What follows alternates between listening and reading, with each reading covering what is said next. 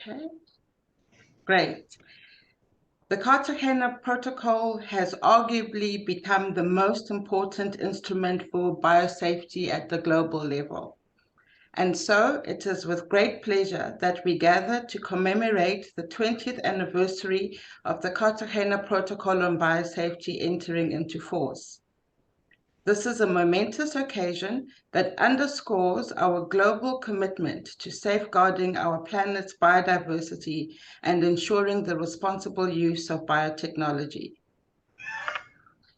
Before we begin, I would like to just provide some logistical information on the use of the online system. As we're using the Zoom platform, kindly use the question and answer icon for your messages, your general input into the meeting. The chat function you can use for contacting the Secretariat if you have any technical messages. To request the floor, you may use the raise hand button and we will give you the floor at the appropriate time. Please note, however, that you will be limited to microphone only. Today, as I said, is a wonderful day for the global biosafety community. And there's no better way to start than for us to hear some welcoming and celebratory remarks from the Acting Executive Secretary of the Convention on Biological Diversity. Before I invite him to make his statement, I would also like to highlight that Dr. David Cooper is not only the Acting Executive Secretary, but he's also the head of biosafety in the Secretariat. And in his role as the head of the biosafety unit, he has seen and overseen the unit go from strength to strength and the visibility of the biosafety protocol greatly enhanced. For this, we are very thankful. And so, Mr. David Cooper, Acting Executive Secretary, you have the floor. Thanks very much, Wadzi, though you're too modest. All of the advances are due to you and your team. I would like to start by expressing my condolences to the people of Morocco for the terrible loss of life and suffering caused by the recent earthquakes. Friends, colleagues, 20 years ago, the Cartagena Protocol on biosafety entered into force, and this was indeed a milestone achievement under the Convention on Biological Diversity. Today's anniversary is an opportunity for the global community to celebrate the successes of the Cartagena Protocol and to look forward to consider how the protocol will contribute to the implementation of the Kunming-Montreal Global Biodiversity Framework. The Cartagena Protocol is the key international instrument for ensuring an adequate level of protection in the field of the safe transfer, handling, and use of living modified organisms resulting from modern biotechnology, those that may have adverse effects on the conservation and sustainable use of biological diversity. It takes into account also the risk to human health, and it specifically focuses on transboundary movements. We now have 173 states and the European Union as parties to the protocol. And most of these parties, almost 90%, have taken at least partial measures to implement the protocol through national biosafety frameworks, laws, regulations, or guidelines. The fourth national reports submitted by parties to the protocol show that about 85% of parties have at least one person trained in risk assessment, risk management, and monitoring of living modified organisms in their country. A number of countries have launched projects supported by the Global Environmental Facility to build and strengthen human and institutional capacities in the safe use of biotechnology. And the network of laboratories for the detection and identification of LMOs has grown with now 165 participants. The Biosafety Clearinghouse recently upgraded and on a new platform facilitates the exchange of information on LMOs. It is the definitive global site for information on biosafety laws and regulations and for decisions regarding the importation or release of LMOs. To date, there are about 16,000 records in the BCH, including about 2,600 risk assessment records. In addition to these achievements, the Nagoya Kuala Lumpur Supplementary Protocol on Liability and Redress was negotiated and adopted under the protocol, and it entered into force in 2018. This groundbreaking treaty requires that response measures are taken in the event of damage resulting from LMOs, or where there's a sufficient likelihood that damage would result if timely response measures were not taken. Today, there are 54 parties to the supplementary protocol. So as you can see, we do have reason to celebrate. And the adoption of the Kunming-Montreal Global Biodiversity Framework by the Conference of the Parties to the Convention at its 15th meeting in Montreal in 2022 gives a further boost to the protocol. The framework includes a target 17, with the specific aims to establish, strengthen capacity for, and implement in all countries biosafety measures and measures for the handling of biotechnology and the distribution of its benefits. The implementation plan to the Cartagena Protocol on biosafety and the capacity building action plan, also adopted in Montreal, will help guide and support parties in their implementation of the protocol to 2030. But as we move forward, the implementation of the protocol will continue to face challenges. Biosafety is a complex issue, and many countries over the years have faced and continue to face limited human, financial, and technical capacities to implement the protocol. Many parties still have not fully introduced the necessary legal, administrative, and accompanying measures to implement their obligations. But as we know, biosafety measures are critical. Technology, including biotechnology, is always changing. Biotechnology should progress together with the effective biosafety measures that are necessary to safeguard biodiversity. We must continue to enhance collaboration to ensure the safe use of biotechnology for sustainable development. Let us renew our commitments and continue moving towards our goals and targets. I would very much like to thank all the presenters today at this webinar for their important contributions. I wish you and others around the world a wonderful celebration. I thank you. Thank you very much, David. Thank you for setting the scene for our celebrations and for welcoming the participants to this webinar. We will be recording the webinar, so it will be available on the 20th anniversary webpage. As we reflect on the past 20 years, we must acknowledge, as David has done, the achievements and challenges we've encountered along the way. In this regard, the Secretariat has prepared a presentation that highlights the current state of implementation of the Cartagena Protocol on Biosafety and also looks forward at implementation towards 2030. I will now hand the floor over to Mr. Peter Dukeman, who will share this presentation on where we are. Thank you, Peter.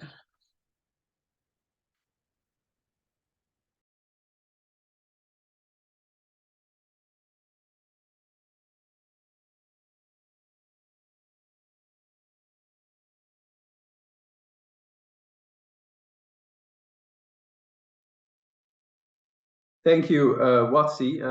I just wanted to confirm if you can see the slides. Yes, just go to presentation mode. Let's see if that works. Okay. Okay, perfect. Good.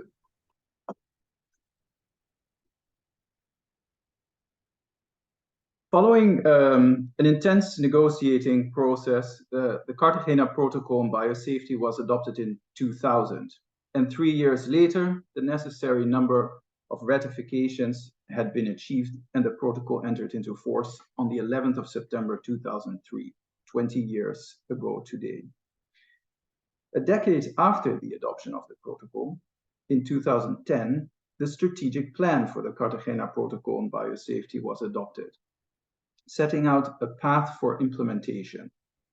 At the time, now 13 years ago, significant achievements had already been made. The number of the parties to the protocol had risen to over 150. The Biosafety Clearinghouse had become fully operational. More than 100 parties had received assistance to develop their administrative and legal frameworks. 2010 was also the year, as we heard already, of the adoption of the Supplementary Protocol on Liability and Redress, covering the politically sensitive questions related to liability for damage caused by living modified organisms, a topic the parties had not been able to resolve during the negotiations of the protocol itself. Despite these promising signs of progress at the time, important challenges kept parties from being able to fully implement the protocol. The strategic plan was to help address those challenges. Through the midterm and final evaluations of the strategic plan, progress was measured periodically against baseline data of 2010. The latest evaluation, which was combined with the fourth assessment and review process, showed that for almost all indicators, progress had been made. However, many of the technical areas that progress that was reported was modest or even minimal. Only in a few areas, progress had been substantial, notably in the area of information sharing through the BCH.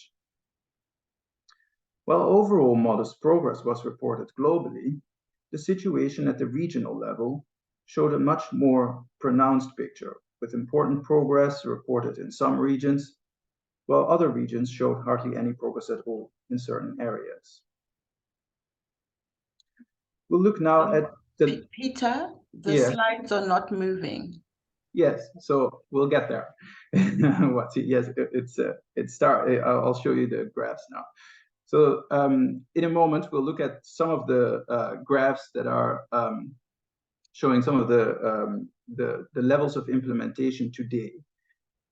We will only look at a few areas, in particular focusing on institutional, administrative, and legal aspects, information sharing through the BCH, and some of the technical areas, such as risk assessment and detection.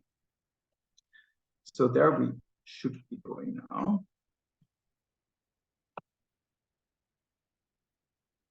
There we go.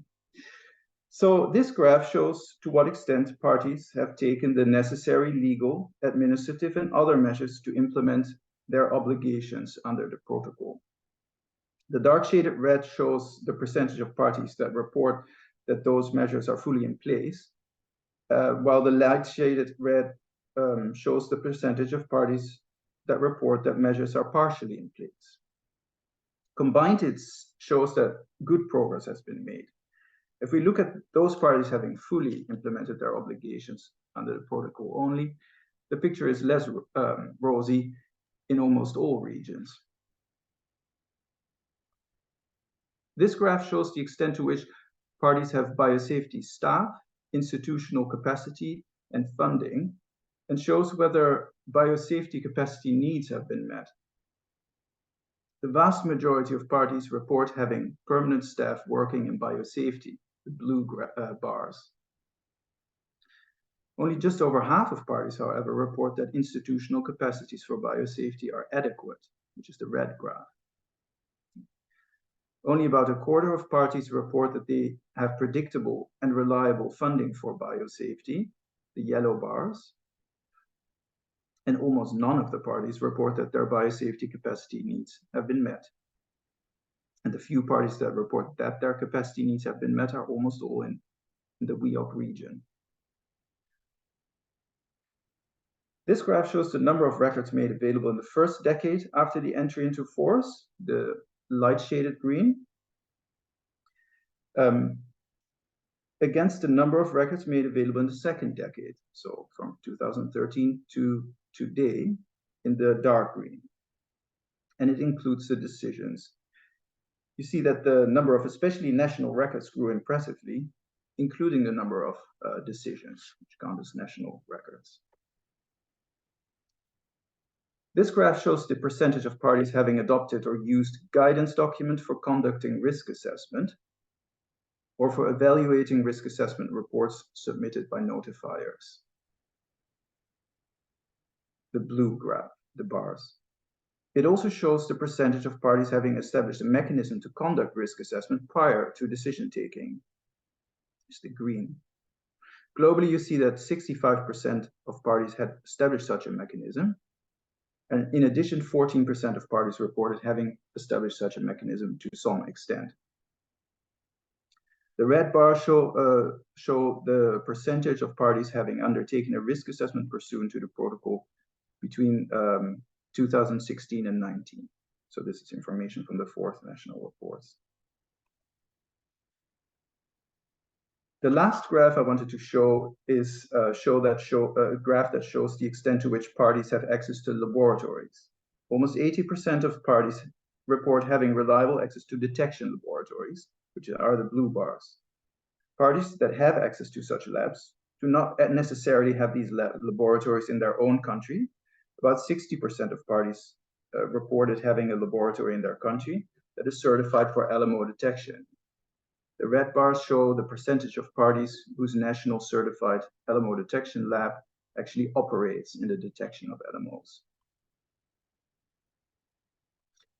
The data on the progress in the implementation of the protocol used in the fourth assessment and review informed the process for the development of the implementation plan for the Cartagena Protocol, the strategic plan successor, and the capacity building action plan, which MOP10 adopted last year. Together, these plans provide a framework for implementation and capacity building for the protocol up to 2030. The implementation plan contains 10 goals addressing key technical protocol areas, such as national biosafety frameworks, information sharing, reporting, compliance, risk assessment and risk management, detection and identification, unintentional and illegal transboundary movements, and socioeconomic considerations. We just looked at the statistics in some of these areas. In addition, the strategic plan contains 4 cross-cutting goals that apply to the various goals on technical protocol areas. Those address, among others, capacity building, resource mobilization, and cooperation. In those cross-cutting goals, the implementation plan provides that parties should identify and prioritize their capacity building needs and allocate adequate resources to biosafety from national budgets. It also provides that parties allocate a share of their national biodiversity star allocations to biosafety and mobilize resources from other sources. It sets out that parties should facilitate sectoral and cross-sectoral coordination and cooperation at the national level to mainstream biosafety. Those important elements that concern implementation across the various technical areas under the protocol are expected to contribute to strengthening progress in the years to come. Concurrently with the adoption of the implementation plan and the capacity building action plan by MOP10, COP15 adopted the Kunming-Montreal Global Biodiversity Framework. Importantly, the GBF contains a target dedicated to biosafety and biotechnology, Target 17. This is an achievement to which parties to the protocol very much contributed. The inclusion of biosafety is a novelty, as the GBF's predecessor did not address biosafety explicitly. The inclusion of biosafety in the GBF is expected to help accelerate the development of adequate biosafety measures globally, especially if accompanied by strengthened collaboration between the various entities and authorities involved. In a moment, we will highlight some ongoing processes that seek to operationalize the GBF, which are important avenues for involvement of the biosafety community in these processes. COP15 recognized the national biodiversity strategies and action plans, and BSAPs, as the main vehicle for implementation of the GBF. A revision process called for by COP15 is already ongoing in many countries. And these processes seek to align NBFs with the GBF and to formulate national targets. As biosafety did not feature explicitly in the strategic plan for biodiversity and Aichi targets, Not all countries have included biosafety in their NBSAP. Engagement of biosafety experts in these national NBSAP revision processes will be crucial. The national NBSAP revision processes are supported at the intergovernmental level by several initiatives. For example, a series of sub-regional NBSAP dialogues are being organized by the Secretariat to create a platform for parties to share experiences on the revision of their NBSAP. These are meant to draw lessons and to learn from each other on the NBSAP revision. The first of these dialogues took place in the Philippines a few weeks ago, and parties will be informed through notification of the next dialogue sessions. On the International Day of Biodiversity, the NBSAP Forum 2.0 was launched. The NBSAP Forum provides a platform to share experiences, tools, and resources, including e-learning materials and guidance materials, on the GBF's 23 targets, including Target 17 on biosafety and biotechnology. It also features an online forum where practitioners and experts can exchange experiences, raise issues, and share materials. The forum is a joint initiative of the Secretariat, UNDP, and UNEP. In addition, the NBSAP Accelerator Partnership was established. The partnership is an initiative coordinated by the Secretariat, UNEP, and UNDP, and is intended to provide support to accelerate and scale up implementation of NBSAPs. Through the partnership, donors and recipients are linked together. The partnership is currently conducting a survey to identify and map stakeholders involved, their roles, the support they offer, and their geographical scope, with the goal of enhancing collaboration and cooperation for biodiversity. The results of this survey will help to inform and guide the NBSAP Accelerator Partnership itself, but also other NBSAP supporting initiatives and processes, including the JEF Early Action Support Project, on the best modalities for providing support to parties. The survey is still accessible for a few days until 15 September and was shared with CBD and protocol national focal points by way of notification. The availability of funding through the GBF's Early Action Support Project is a further avenue to strengthen implementation. Through the Early Action Support Project, countries can finance initiatives that aim at implementing the GBF. The idea behind the Early Action Support Project is to enable parties to start implementing the GBF while the arrangements for accessing resources from the Global Biodiversity Framework Fund are being finalized. The Global Biodiversity Framework Fund was launched a few weeks ago by the JEF. The GBF fund is initially capitalized with over $200 million and expected to function as the main vehicle for financing interventions to implement the goals and targets of the GBF. The fund will provide opportunities for supporting the implementation of also Target 17 and will in this way contribute to the implementation of the Cartagena Protocol. In addition to the GBF fund, JEF Aid also includes funding for the Cartagena Protocol, especially at the regional and sub-regional levels, to help parties implement the protocol and strengthen capacities. So where do we hope to be 10 years from now in 2023? The adoption of the implementation plan, combined with the momentum including for biosafety, created through the adoption of the GBF, are rare opportunities that can help accelerate the implementation of the protocol and the adoption of biosafety measures throughout and possibly beyond the current decade. As we saw in the statistics, most countries have at least a partial biosafety framework in place. Focusing efforts on helping these, especially those parties, to be prepared to safely and sustainably engage with and respond to the fast developments of biotechnology would be a huge benefit to biodiversity and biosafety. Now is the time to focus efforts on helping these parties cross the bridge. Target 17 is among those targets where parties have made substantial progress, and it could, if supported properly, become one of the success stories of the GBF, if we succeed in bundling efforts to help countries finalize what they started years ago. The opportunities are abundant. Engagement of the biosafety community in the NBSAP-related processes and the initiatives to support the operationalization of the GBF will be crucial for building stronger biosafety frameworks.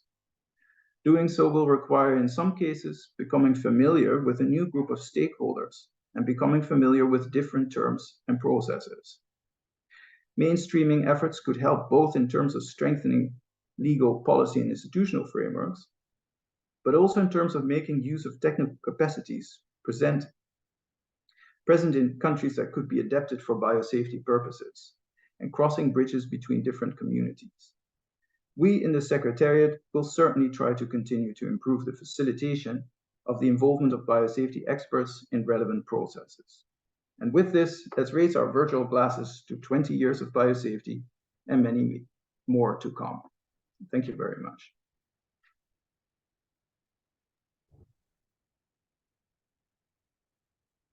Thank you very much. Thank you very much, Peter, for sharing this overview of where we are. And indeed, we must raise our virtual glasses in celebration. As you heard in the presentation, there are also many opportunities for biosafety stakeholders to take advantage of the current momentum. And these have been shared with you and are also going to be available on the Biosafety at 20 page. If you have any questions regarding the presentation, please feel free to continue to use the question and answer at the bottom of the page, and Peter will be able to respond to your questions on that application. The protocol has helped us make significant strides in managing the risks associated with living modified organisms, promoting transparency and enhancing international cooperation. And as we have heard, 173 parties have met 10 times since 2003 and adopted many decisions, some of which you heard now, that are aimed at ensuring effective implementation of the protocol. Our next speaker is one of the people that was part of the process right from the beginning.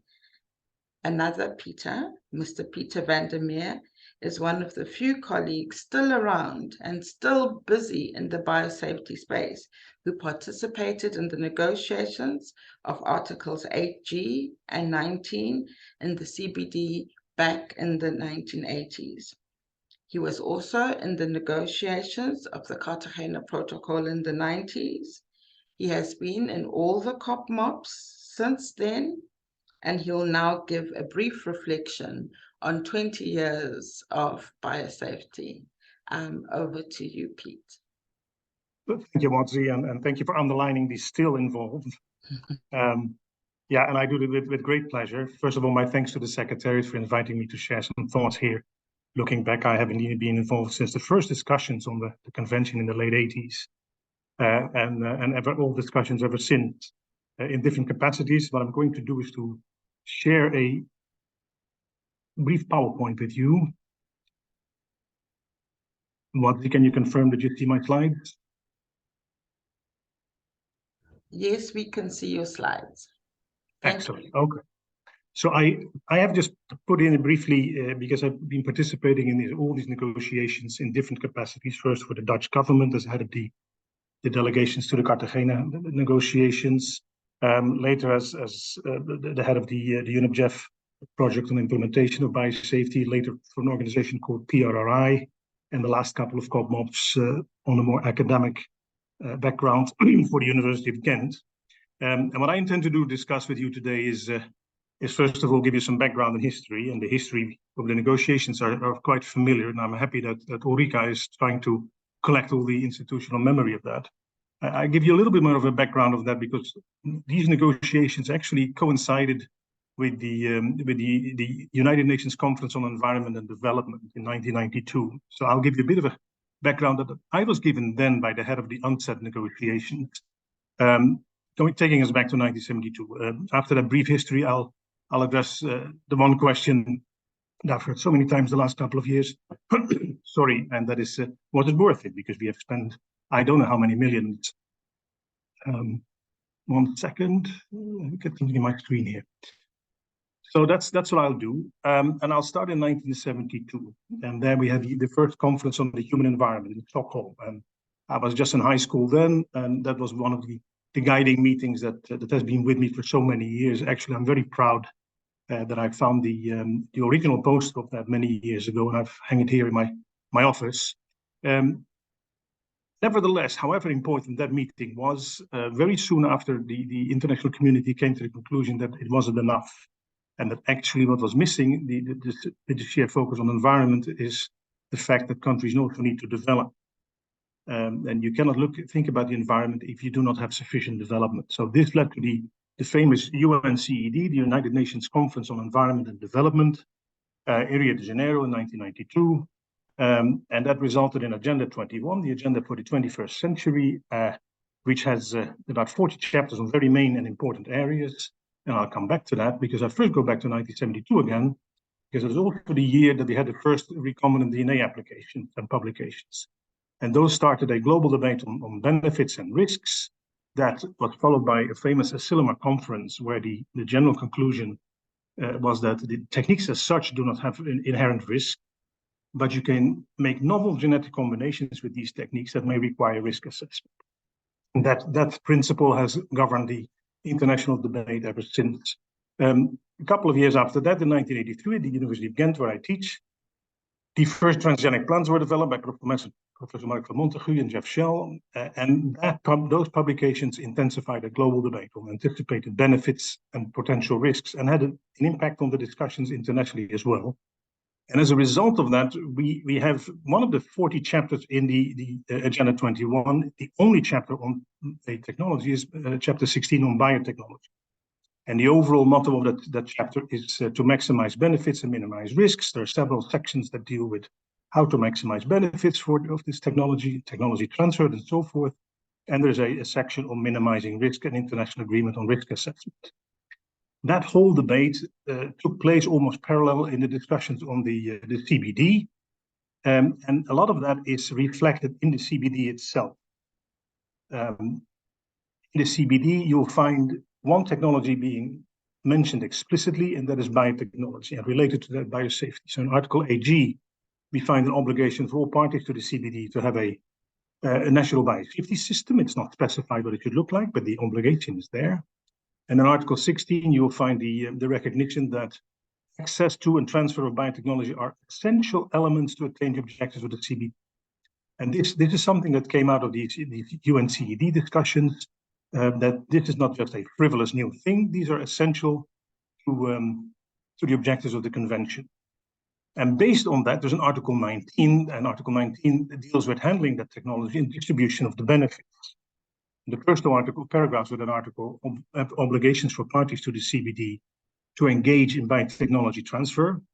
And while we were negotiating this in the late 80s, we came to the realization here we have a problem.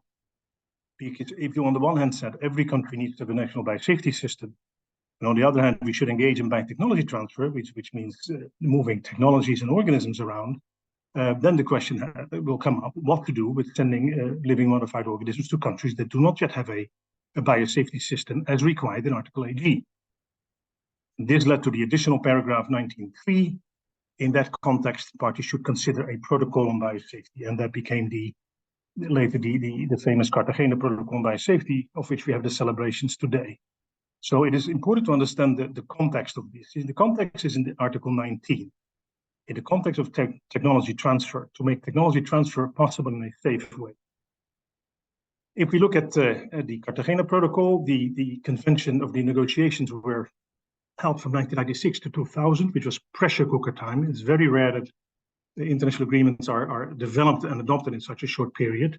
I don't know whether my camera is still on, but I found in my box of CBD t-shirts the original t-shirt of the first meeting in Aarhus in 1996, that we all were given as the start of the negotiating periods.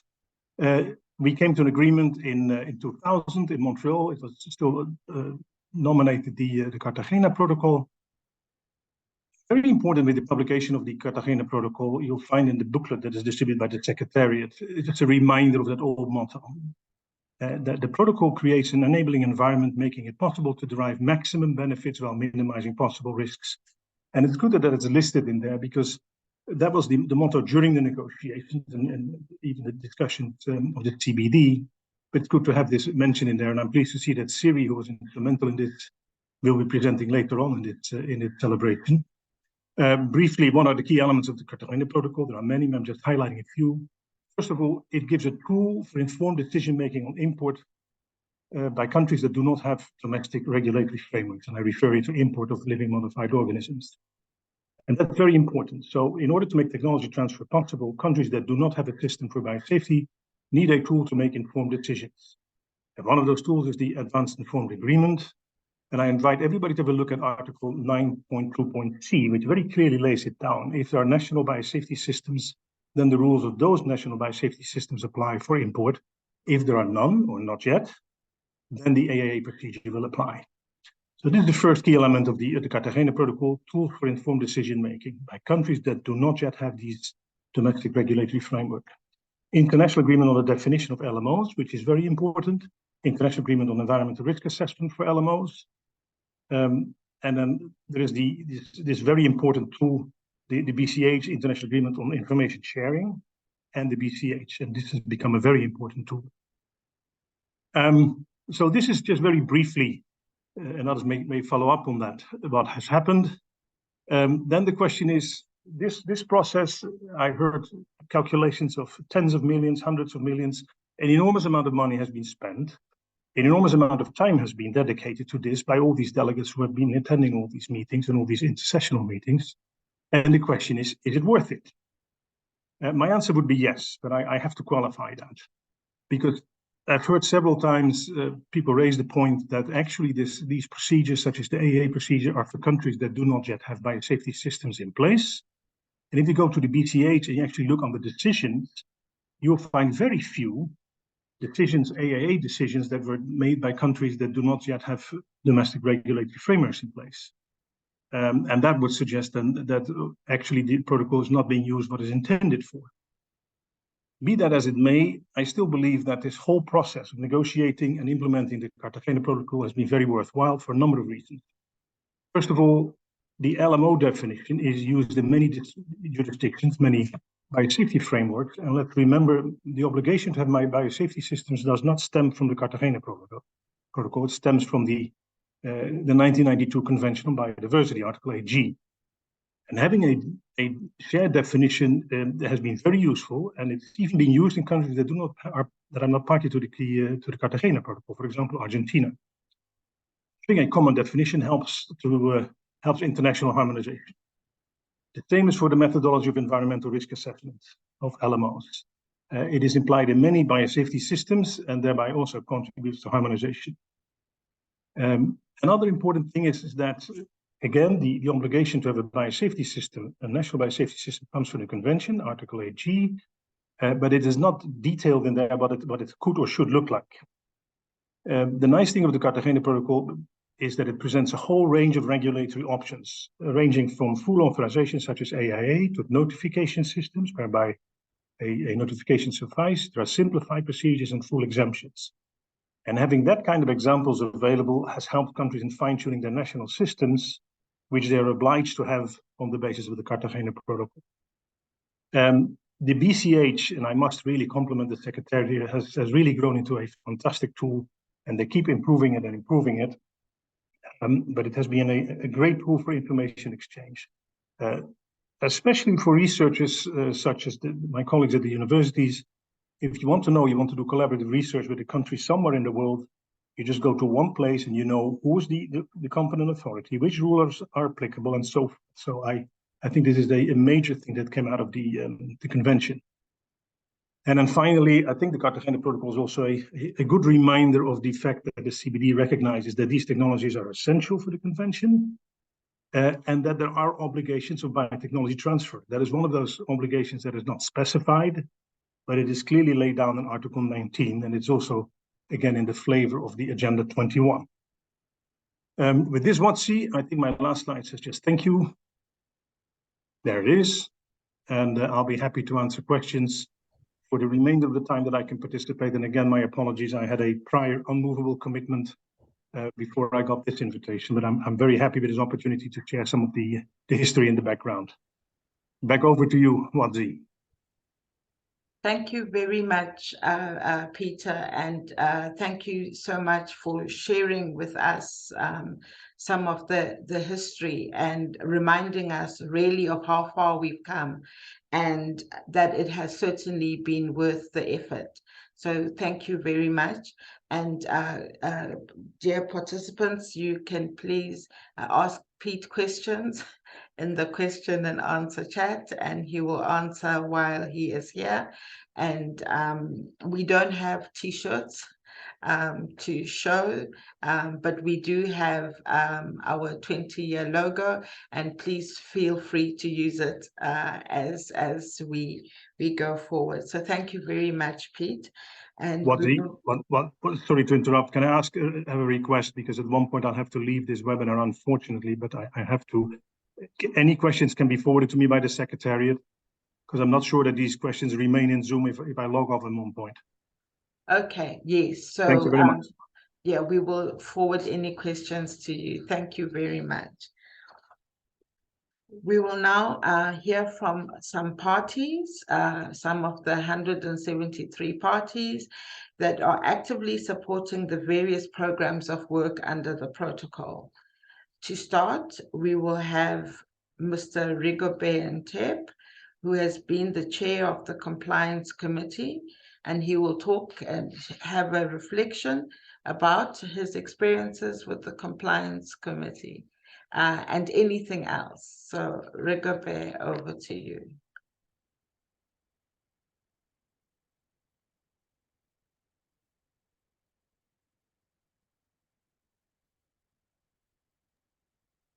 Okay, thank you so much, Wadzi, for giving me the floor.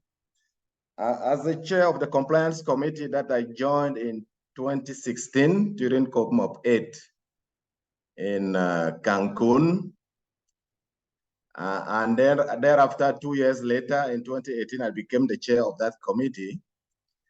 I would like to start by expressing my deep gratitude to the dedicated individuals who have served the Compliance Committee, ensuring the effective implementation of biosafety measures worldwide. The progress made in enhancing biosafety capacities, strengthening national regulatory frameworks, and promoting public awareness and participation. The Cartagena Protocol has empowered nations to make informed decisions regarding GMOs, safeguarding the integrity of our ecosystems and the well-being of our communities. The history of the Compliance Committee is a testament to the global commitment to biosafety and the responsible use of modern biotechnology. The primary mandate of this committee encompasses monitoring compliance with the protocols and provisions, facilitating capacity building efforts, and providing guidance to parties in fulfilling their obligations. Through its works, the Compliance Committee has fostered a culture of responsibility and compliance, guiding nations in the development and implementation of national biosafety frameworks.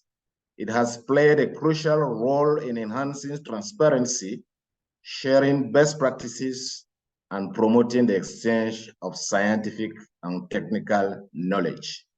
I am very grateful to have been invited to this celebration, and I wish all of us a fruitful celebration. Thank you so much. Over.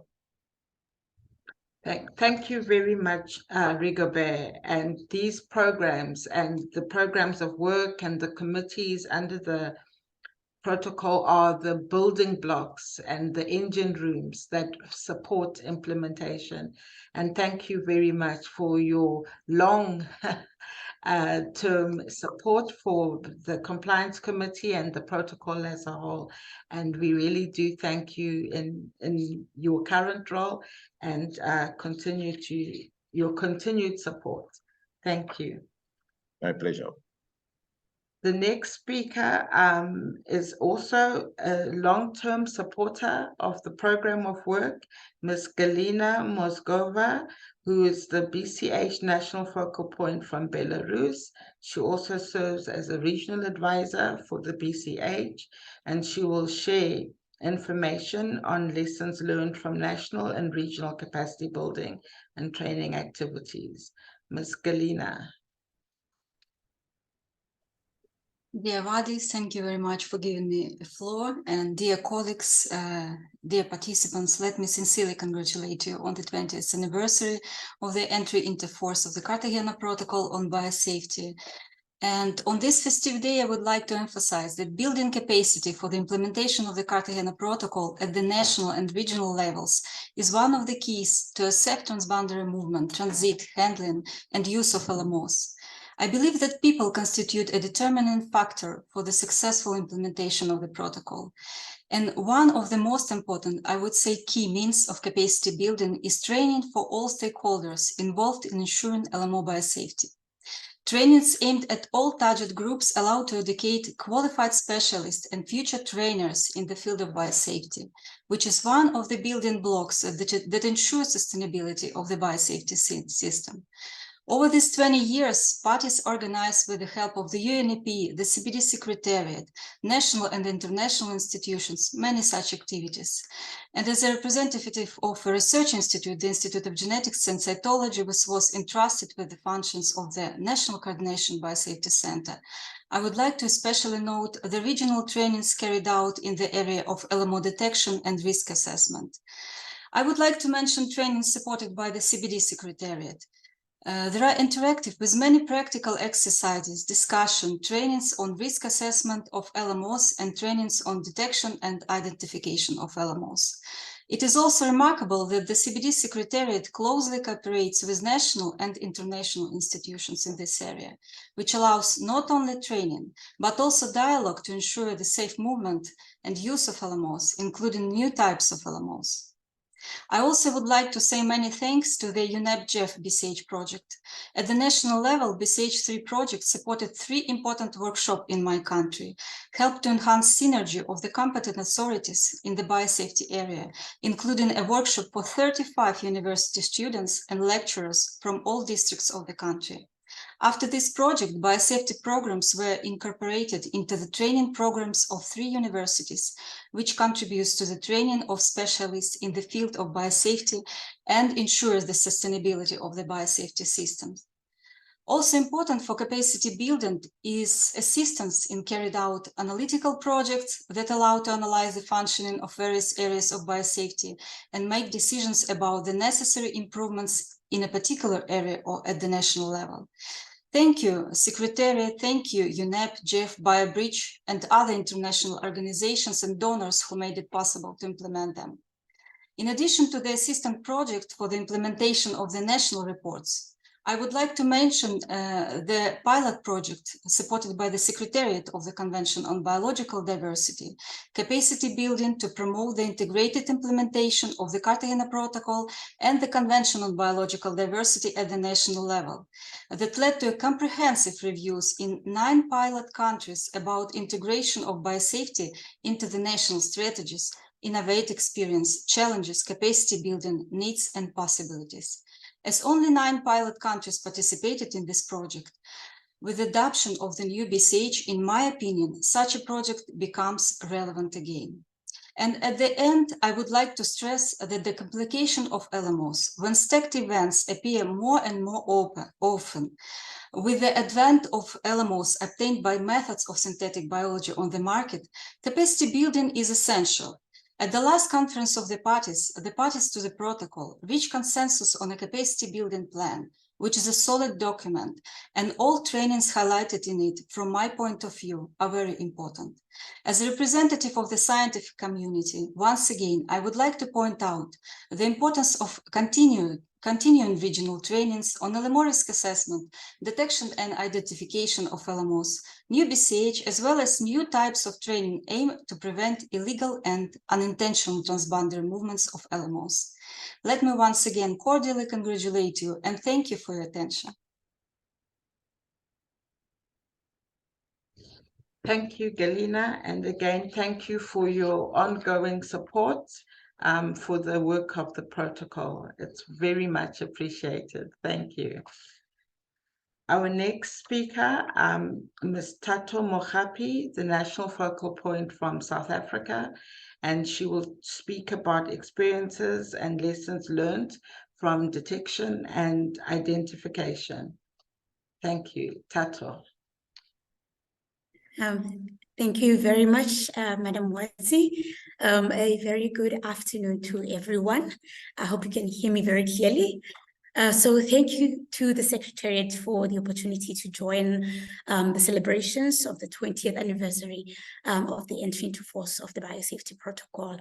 It is an honor and a privilege to participate and to share a little bit on South Africa's experiences in implementing the protocol. And so firstly, to congratulate the Secretariat and all the parties to the protocol on this important milestone and the various achievements since 2003. You would know that South Africa acceded to the protocol in 2003. So we too get to celebrate the 20 years of implementing the protocol. So we get to also reflect over the last 20 years as we prepare for the next 10 years. And so before I get to share on the specific topic, we thought it fitting to acknowledge the contribution of the various role players and stakeholders in the implementation of the protocol in no particular order. This includes the government departments, that includes our competent national authority and the government departments that serve on the decision-making body, the public entities, the scientific community, the technology developers in the GMO industry at large, the traders, the non-government governmental organizations and non-profit industry associations, civil society organizations, the farmers, the inspectors, and last but not least, the GMO testing laboratories, which I will just speak on a little bit more. And so we just would like to thank you for your contributions over the years, and they do not go unnoticed. So in terms of the sharing experiences on LMO detection and identification, I hope experts from our laboratories are in the webinar today, and they may be able to post something on the experiences, but we just managed to just put together something in terms of reflecting on what has been the experiences in South Africa. So we've been growing GMOs since the early 1990s, enabled through a regulatory framework that has been operational just as long. And so we've seen various events approved for various purposes, including commercial cultivation and for trade purposes, among others. And so we've recognized the important role of LMO detection and identification in supporting regulatory processes. And we can say that we are privileged that we have two registered laboratory facilities that are certified to perform LM detection and identification. And so this is the GMO testing facility at one of our universities, the University of the Free State, as well as the PsyCop laboratories. So these laboratories employ various techniques to provide various services, including detection and quantification of specific GM events, quantitative detection of the amount of GMO present in samples, identification of commodities in food and feed, as well as determination of the purity of GM traits in the samples. And so the services extend beyond our borders, as there's been a number of parties in the region that utilize the services and often request to send samples for testing.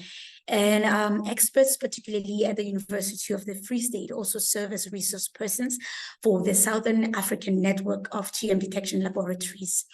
And so thanks to the Secretariat, I was given an opportunity to attend the International Conference on GMO Analysis and New Genomic Techniques in Berlin earlier this year, with various discussions on the status and challenges in detection and identification of your classical GMOs, as well as the products of new genomic techniques. And various challenges were highlighted, and these differ across the regions. And I think, as we saw earlier in the graph that was included in Peter's presentation, that not all parties in Africa have access to LMO detection and identification laboratories. And so some of the key challenges that were highlighted in those discussions at the conference highlighting the challenges that hamper the detection and identification, which were also noted in the fourth assessment and review of the effectiveness of the protocol, include challenges relating to access to reference and validation materials, where either such information is not available, especially for some of the new GM events, where maybe this information is not accessible, or where methods are not always suitable, or there's a lack of standardized methodologies. And others include your capacity and technical expertise that are limited, financial constraints, lack of sufficient laboratory infrastructure, as well as lack of biosafety frameworks. Also, these are just some of the challenges that were noted during the discussions, as well as the fourth assessment and review.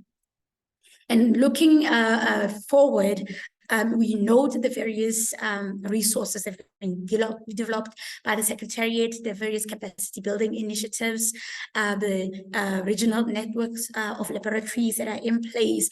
Notwithstanding all of these efforts that have been put in place, we would like to emphasize that cooperation efforts would need to be enhanced to facilitate the exchange of experiences, sharing of information, and building of expertise.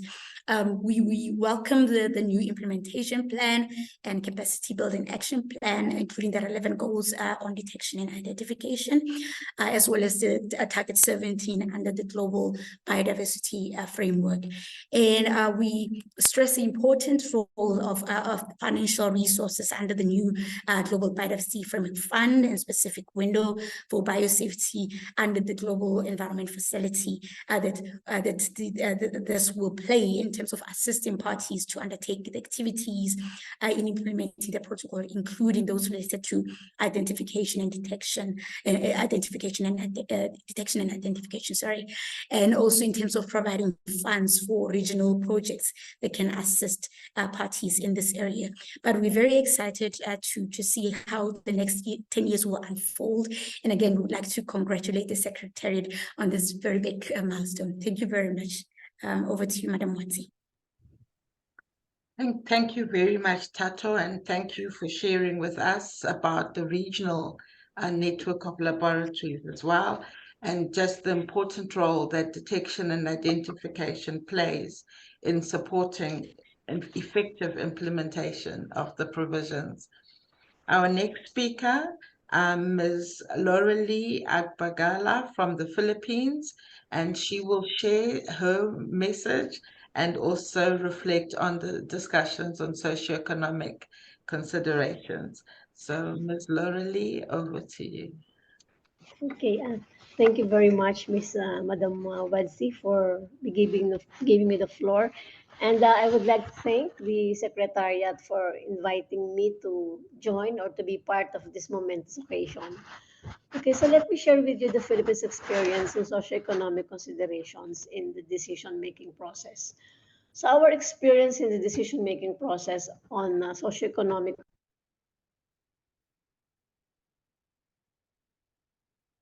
You're muted.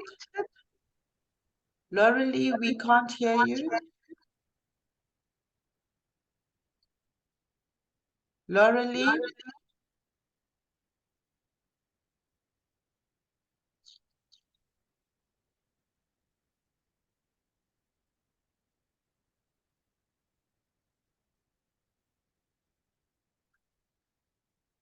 Lorelie?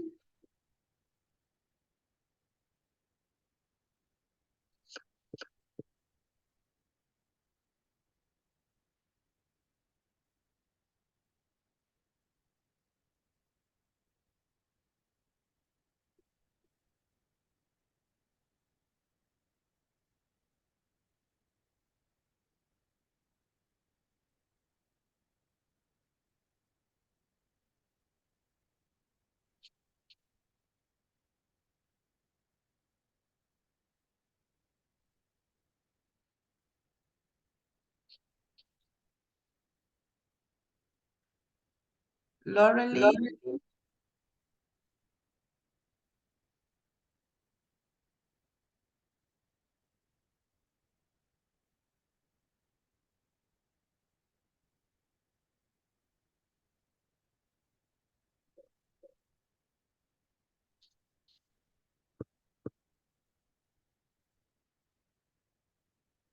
We can't hear you, Laurelie.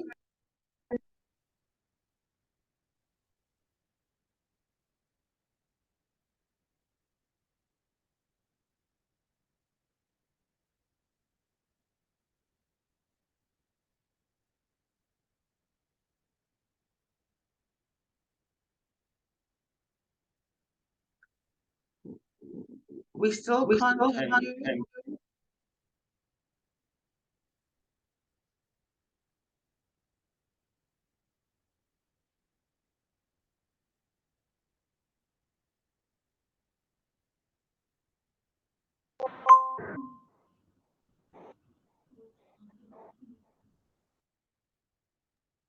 You might need to check your microphone setting. Yes, Laurelie, can you hear us? You can hear me. We can hear you now.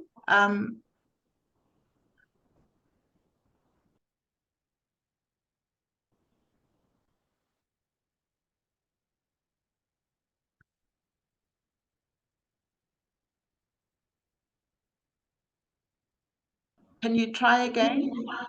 Okay, can you hear me now? Yes, we can hear you now. You have an echo, but we can hear you. Can I start again or what? Yes, please. Oh, sorry. So, okay. Okay, so again, I'm going to start from the beginning. Okay, so let me share with you the Philippines experience on socioeconomic considerations in decision making. So the Philippines experiences in the assessment of socioeconomic considerations in the decision making arising from the impact of LMOs on the conservation and sustainable use of biological diversity were focused on the methodologies of estimating the quantifiable ex ante and ex post socioeconomic impact of LMOs. And these country experiences were done during the period from 2002 to 2014, long before the release of the voluntary guidance on the assessment of socioeconomic considerations in the context of Article 26 of the CPB. The Philippines also recognizes the voluntary nature of Article 26 of the Cartagena, the country's national biosafety framework, and the Joint Department Circular, which governs the regulation for field trial, commercial propagation, and direct use for food, feed, and processing, takes into account socioeconomic considerations in this decision-making process in a voluntary manner.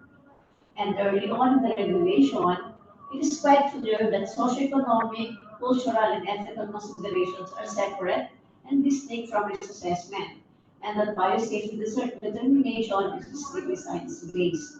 So our regulation deems it appropriate that public consultation will serve as the avenue to address any issues or concerns with socioeconomic considerations instead of the application process. And in terms of socioeconomic considerations, several independent socioeconomic scientific studies using different methodologies were conducted ex ante and ex post, and the results of these independent studies were used as basis in the formulation of questionnaires for socioeconomic, ethical, and cultural considerations for applications for field trial, commercial propagation, and for direct use for food, feed, or for processing. The Philippine socio-economic assessment process started with a simplistic interpretation of the country's national goals on food security and alleviation of poverty. Hence, in our socio-economic assessment, the quantifiable indicators that reflected the national development goals were productivity in terms of grain yield, cost efficiency, net farm income, subsistence carrying capacity, trade, and global competitiveness. And finally, the Philippines will continue refining its assessments of the socio-economic considerations as new elements will be introduced in the environment. The country is also open to joint research on socio-economic considerations, particularly on the conservation and sustainable use of biological diversity and sharing of information with other parties of the protocol. Then before I end, let me extend my heartfelt congratulations as we celebrate the 20th anniversary of the entry into force of the Cartagena Protocol by Safety. This monumental milestone signifies 2 decades global commitment towards safeguarding our environment and ensuring the responsible handling of genetically modified organisms. As we look to the future, let us renew our commitment to sustainable practices, informed decision-making, and the responsible use of biotechnology. By continuing to uphold the principles outlined in the Cartagena Protocol, we can collectively ensure the well-being of our ecosystems, the prosperity of our societies, and the promise of a better tomorrow. Congratulations once again on this remarkable achievement. And may the next 20 years be even more fruitful as we navigate the evolving landscape of biosafety and continue to make strides towards a harmonious coexistence between science and nature. Thank you very much. Thank you. Thank you very much, Laurelie, and thank you for your patience with us as we had those technical difficulties. Oh, and for highlighting the importance of socioeconomic considerations and your practical experience with using these provisions. So thank you very much. Thank you so much. Our next speaker joins us from Peru, Mr. Enrique Fernandez Northcote, and he will be sharing about the Biosafety Clearinghouse. Enrique, over to you. Hi, everybody. Congratulations to the Cartagena Protocol on Biosafety for 20 years of promoting safety in the use of modern biotechnology. From my side, highly satisfied for coordinations I have conducted in Peru to become a party to the Cartagena Protocol on Biosafety since July 13, 2004. The capacity building actions and information provided by the Cartagena Protocol on Biosafety have been very important to prepare and guide our national regulations and actions on biosafety. Thank you very much for that. As a biosafety consultant since 2002 to 2008, I coordinated in Peru the development of the National Biosafety Framework and the implementation of the National Biosafety Information Center, our BCH. I was a Peruvian national contact 2003 to 2008 for the BCH, member of the Informal International Consultative Committee of the BCH, September 2008 to 2009, member of the Peruvian Technical Committee for Biosafety Standardization for Living Modified Organisms, from its creation in 2002 to 2014. Member of the national representation in 3 COPMOPs of the Cartagena Protocol on Biosafety. COPMOP 3, Curitiba, Brazil, 2006. COPMOP 4, Bonn, Germany, 2008. And COPMOP 3, Nagoya, Japan, 2003. From 2002 to the present, I have participated or been a speaker or organizer of more than 40 national and 30 international meetings or workshops on modern biotechnology and biosafety that include information on PCB and BCH. I was a Peruvian coordinator of the LAC Biosafety Project, multi-country capacity building for compliance with the Cartagena Protocol on Biosafety. This project included Brazil, Colombia, and Costa Rica. From 2013 to the present, I represent the Peruvian Association of Universities in the Multi-Sector Advisory Commission of the Ministry of Environment established by the Peruvian Moratorium Law. Guest member of the Biosafety Technical Group of CONADIP, which is under the umbrella of the Ministry of the Environment. I continue to represent promoting modern biotechnology and its biosafety in Peru under the parameters of the PCB and the Nagoya Kuala Lumpur Supplementary Protocol, and information from BCH, very useful, very important information. At present, my country, with the contribution of the Ministry of Environment, is highly prepared for the already 13 years moratorium law to be lifted.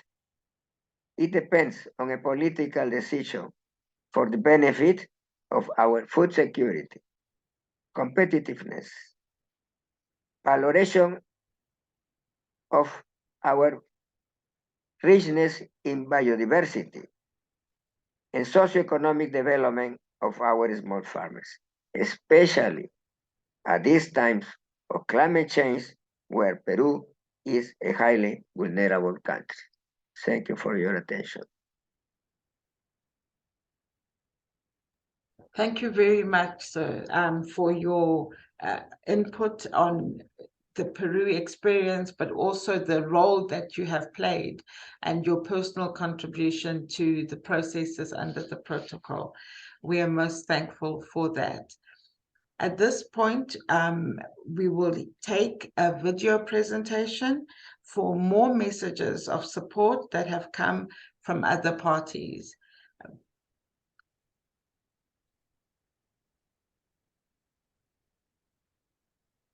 Greetings from Malaysia. 20 years ago, the Cartagena Protocol on Biosafety, CPB, entered into force to be implemented. On this 20th anniversary, I would like to congratulate all stakeholders and the Secretariat for the completing 20 years of this challenging journey. Biosafety is precautionary, and this successful implementation is more clearly seen over time as awareness, competency, and the increasing importance of biosafety have been incorporated into local legislation, procedures, and guidelines. In Malaysia, we are fully committed to continuing this biosafety journey with the Secretariat and the other stakeholders and navigating biosafety to greater heights. Once again, congratulations to all on the 20th anniversary of CPB. Thank you very much. My name is Helmut Gaugic, and I'm Head of Scientific Management Biodiversity at the Environment Agency Austria. On behalf of the Environment Agency Austria, I would like to sincerely congratulate the Cartagena Protocol's 20th entry into force anniversary. Safe transfer, handling and use of living modified organisms is at the cornerstone of the Convention on Biological Diversity and the Kunming-Montreal Global Biodiversity Framework. Relevant guidance documents on risk assessment are important instruments for that purpose. Progress has been underway and is still being made. In addition, I've had the pleasure to moderate various roundtable discussions on behalf of the Secretariat on the Convention on Biological Diversity and the UNECE Aarhus Convention Secretariat. The resulting pocket guide provides important instrument for public information and public participation of living modified organisms. I hope that the implementation plan of the Cartagena Protocol will provide the basis for further success, and I wish the Cartagena Protocol on Biosafety all the best for its future. Ladies and gentlemen, my name is Wenrabo Mature Rwamba from Burkina Faso National Biosafety Agency.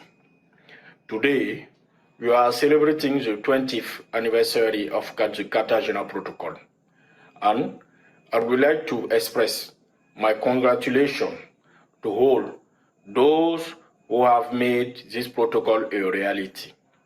Indeed, this protocol has an impact on my country, Burkina Faso, as it enables us to safely use GMOs to meet certain challenges in the fields of health and agriculture. In addition, the new BCH platform offers easy-to-use information on GMOs, modern biotechnology, and biosafety. For example, National Biosafety Agency uses the new platform to obtain information for risk assessment as well as for capacity building. You also use it to raise public awareness and educate the public about GMO and potential risks associated with them. Happy birthday to the Protocol of Cartagena. Thank you. Today marks a significant milestone, the 20th anniversary of the Cartagena Protocol on Biosafety. I've had the privilege to actively participate in the work of the Cartagena Protocol, especially with regard to the preparation of its implementation plan and also in the field of socio-economic considerations. Hungary is strongly committed to work further for the effective implementation of the protocol in order to protect our environment and human health. Happy birthday, Cartagena Protocol!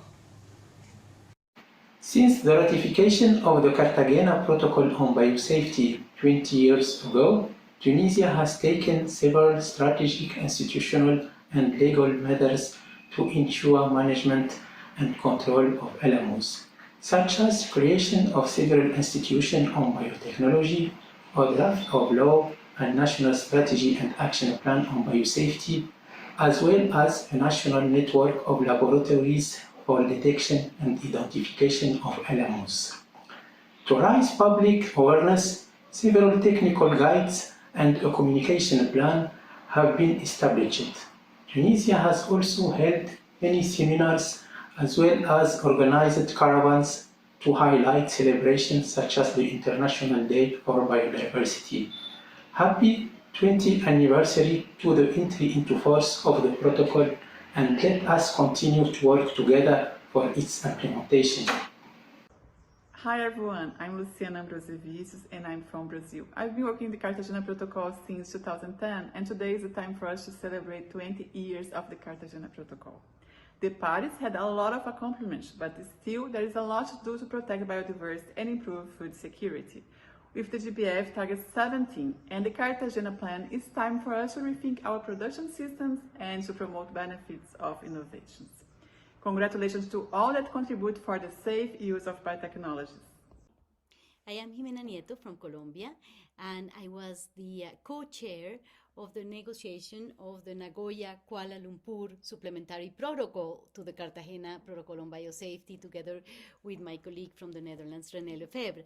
Today, I want to wish a wonderful anniversary to the Mother Treaty, in this case, the Cartagena Protocol on Biosafety, great achievements in the protection of biodiversity.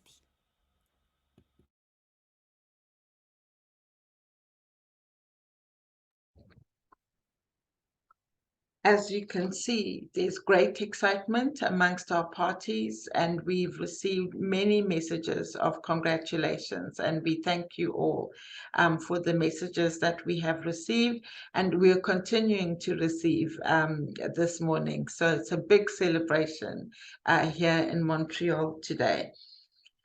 The next speaker will share with us, it's a special guest that's joining us today, and will share with us her own perspective and a message on the biosafety protocol. Unfortunately, we took the presentation from Piet van der Meer earlier, but in this session, we wanted to have a few moments to look back and also hear from those that have worked on shaping the protocol from the beginning. One of the early leaders in the process, Ms. Siri Sendashonga, the former head of the biosafety unit at the time that it came into force, will now join us and share her perspective on biosafety at 20. Over to you, Siri. Thank you again, Sister Wadzi. Good morning, good afternoon, good evening, everyone on this webinar, wherever you may be. Let me begin also by really expressing my deep thanks to the Secretariat for inviting me to take part in this really momentous occasion. As you can imagine, for me, it's almost like walking down memory lane, as the saying goes. And I was really happy to have Piet van der Meer, a very dear friend and colleague, set to the stage by reminding all of us of the long journey where the protocol came from. And also the colleague Peter from the Secretariat now telling us where it's headed for the coming period. So it's an opportunity to congratulate all parties to the Cartagena Protocol and the Secretariat of the CBD for continuing to steer and promote the implementation of this very important international treaty. I think the world needs more than ever the framework provided by the protocol as one of the key resources to leverage in implementing the Sustainable Development Agenda, including a number of the SDGs, as we all know. It's been clear, from Pete's presentation, from all the parties that have shared messages, and from the Secretariat itself, that modern biotechnology used safely and cooperatively can indeed make a contribution to sustainable development. And this is where the biosafety protocol comes in as a safeguard to enable good use and minimize potential adverse effects on the environment and human health. Allow me just a few seconds to say that of course, we are celebrating the entry into force, but for me, probably the day that stuck in my head and my memory is the 29th of January 2000, when the protocol was adopted. For those of you who were there, I think there are a few of you who were part of that journey. It was really an incredible day or night, a day which ended up being 24 hours, as often happens in the processes of negotiations in the CBD and elsewhere. So I do remember that day as if it was yesterday. And also, having had the privilege to be part of the sort of the process that led to the protocol, as Piet van der Meer reminded us. I do remember way back in 1993, after the adoption of the convention, and as UNEP was, in the process of setting up the interim secretariat of the convention, and then there were those famous 4 panels that UNEP had established to continue the work on the CBD after its adoption in Rio, and pending the entry into force, and of course the continuation of all the other pieces of work that were foreseen in the convention, including the development of the protocol. And UNEP had then organized a series of meetings, including the famous open-ended working groups that met through the years, as Pete mentioned. One of such meetings before the panels was actually a very small meeting of experts, which the executive director of UNEP then had asked me to sort of organize and really facilitate. And they had made 3 key recommendations as regards what the protocol would need to look like in order to be an effective instrument. And they had highlighted 3 features. One, that it would have to address substance as well as perceptions, given we're dealing with an important topic that was just developing then, modern biotechnology. Secondly, that it would have to provide a framework for capacity building, especially for developing countries, so that they could have confidence and trust in this modern biotechnology. And third, that the instrument would have to be flexible enough to take into account new knowledge and new scientific developments. And I think the protocol, as you see it today, actually really reflects those key recommendations. And therefore, that's what I think continues to be highly relevant, because it is providing something that the world needs, first for safety and also for maximizing those risks. Last but not least, maybe to also take a moment to share what I think I can rightfully claim as my legacy to the process. One is obviously this famous text of the booklet. I don't know if you know who chose the color and the text of the introduction, which Pete again referred to. I was the one who chose the color orange, and for very good reasons. I was thinking, and thanks to the then Executive Secretary Hamdallah Zidane, he trusted me to sort of, propose something. And I thought, there was the text of the convention, which was green. That goes, I think it's obvious that a green biodiversity, what comes to the mind is a green color.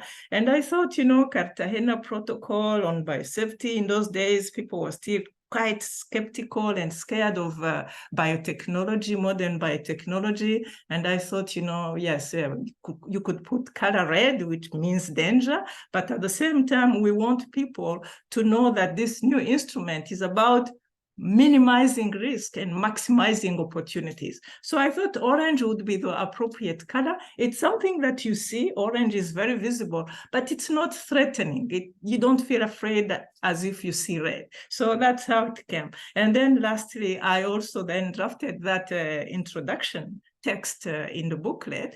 Obviously had it reviewed by my boss, the then executive secretary, and edited by the editor of the secretariat. But I'm proud to say that those are the two of the things I left for the secretariat. Therefore, happy anniversary once again to all of you, and long life to the protocol. Thank you, Wadzi. Thank you very much, Siri, and thank you for letting us know where our color, how we got to be orange. And I have to say I had a bit of a challenge matching the protocol today. So, and making sure we match the protocol and the logo. So thank you very much. And it's good to know, to see the face behind the words that we refer to so often. So thank you very much, and a proud moment for you too, as you see the instrument develop and do its contribute to maximizing the benefits and ensuring that the risks are sufficiently managed. The next input will be a video message from a Siri's successor, Mr. Charles Gebdema, another former head of the Biosafety Unit and the former Director of Science and Policy. So we'll have another video message.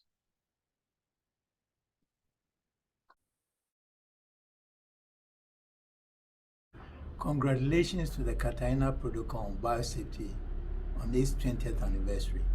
It has been a long journey from Aarhus in Denmark through many cities to the adoption of the Biosafety baby in Montreal.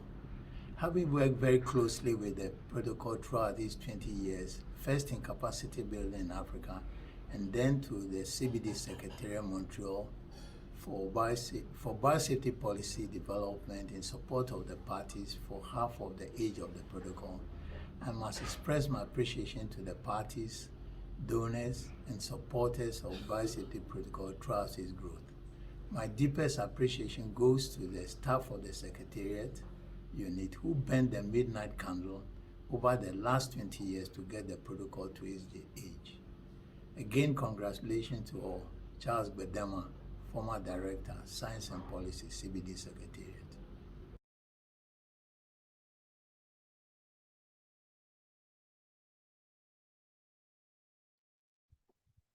Great. So we have had a look back, and we can see that we have had some very good stalwarts who have really paved the way and provided a strong secretariat team that has made sure that the parties have the successful implementation of the Biosafety Protocol.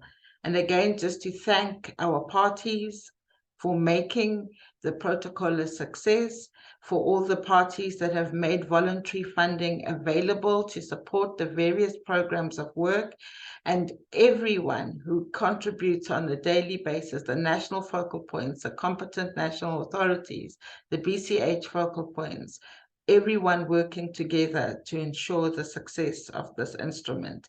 And today we take this moment to reflect and share our gratitude to everyone.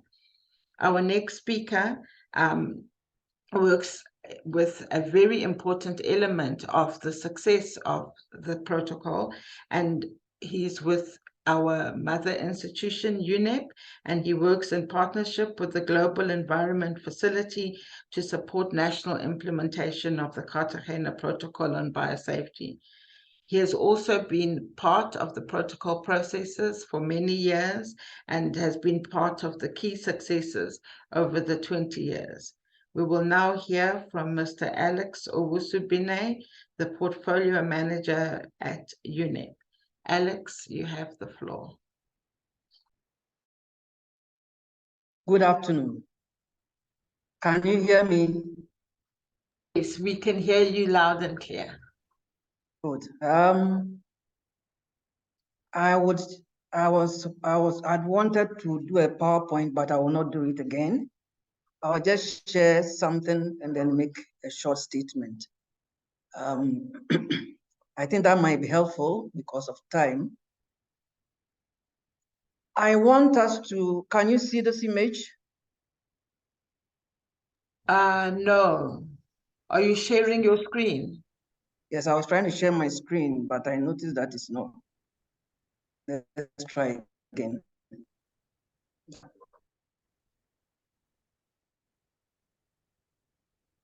Can you see it now? It's about to start. Okay, fine. I think not.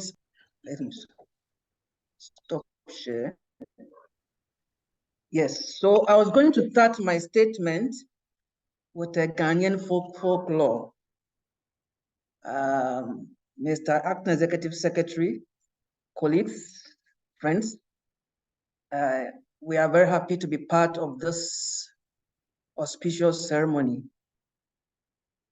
I count myself privileged to have been part of the process, first by what I would call probably a mistake. In 1989, I went to a plant molecular biology workshop, and the professor was talking about biosafety. I never heard it before, so I started following up the process.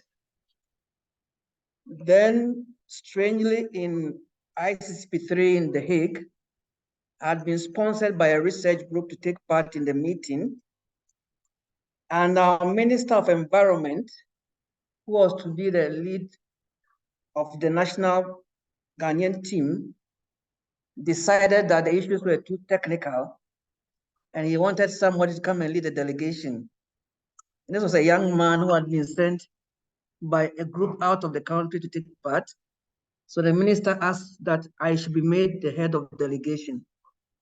And that is how I joined the negotiation processes.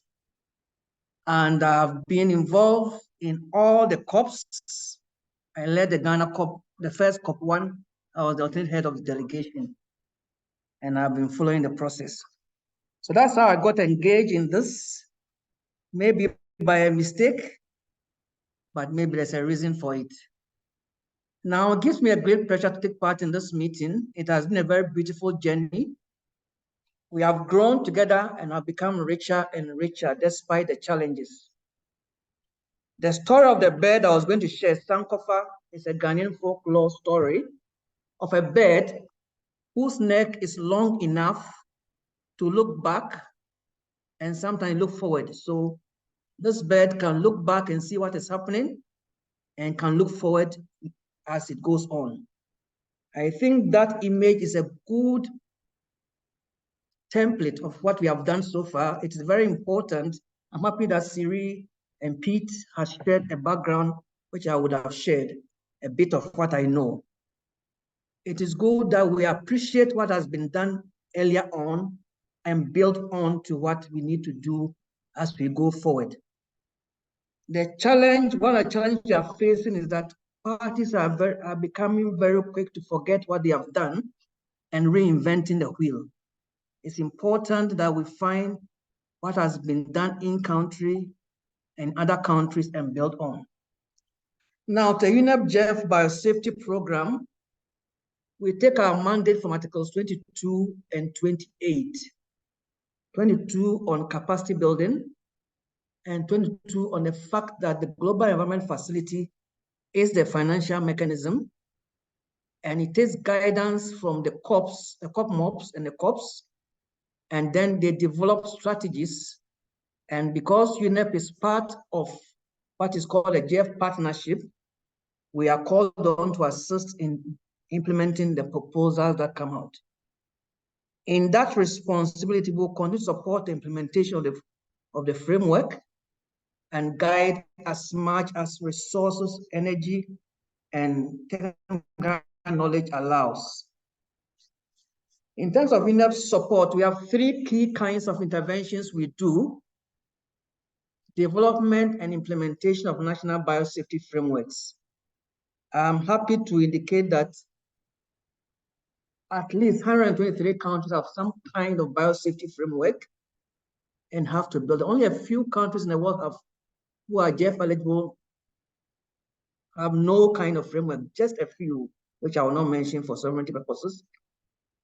And it's mainly because they are not parties to the protocol yet, or they just became parties to the protocol. So besides the development and implementation of national biosafety frameworks, we have the BCH projects, which is in the third phase. And I'm happy that through this window, UNEP has assisted in evolving the biosafety clearinghouse portal as you see it today. In the implementation frameworks, we have national specific projects. We finished a regional harmonization project in the Caribbean. And also there have been some thematic projects. One is the just ended GMO detection project in Southern Africa, and national detection project in Cambodia. And through these interventions, I'm happy to announce that we have supported with the gracious fund of the JEF at least 40 laboratories with capacity to do GMO detection. The third part of what we do is support the national reporting, which is now in the 5th cycle. So this is a quick brief of what UNEP has been doing. And we've been working in partnership with the JEF, the Secretariat parties and partners, and we've had partners who sometimes will take up what we've done and build on, because the strategy was to have an incremental approach where parties can decide to continue the process, or with their resources or other partners can evolve further, because as the speakers have spoken, you don't start a biosafety process and just wind it up, because the science is developing. And as per the practice, what we have seen is that parties are becoming more knowledgeable in the process and are developing tailored specific interventions to meet their needs. It started as just templates for everybody to do the same thing, but the sophistication is coming up. We've noted a few challenges, which as we enter post-2020, we need to address. One is implementing the transboundary protocol with a state party mindset. If you have a protocol and a framework and your next door party has nothing, you have not achieved much, because you have transboundary issues to address. So it's something that we may have to look at as we go forward. Can you still hear me?